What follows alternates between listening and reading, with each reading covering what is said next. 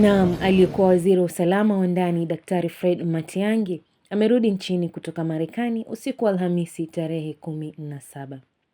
Hatua hii imezidi kuibua mijadala mikali kuhusu uwezekano wa kuwania urais katika uchaguzi mkuu wa mwaka 2027. Aliwasili katika uwanja wa ndege wa kimataifa wa Jomo Kenyatta International Airport na alipokelewa na baadhi ya viongozi wa kisiasa akiwemo katibu mkuu wa chama cha Jubilee Jeremiah Kioni, seneta wa Kisii Richard Onyonka pamoja na seneta mteule Gloria Oruoba. Kuwasili kwake kulileta hamu kubwa katika vyombo vya habari na wafuasi wake, ila aliepuka kutoa taarifa rasmi kwa umma kuhusu ujio wake.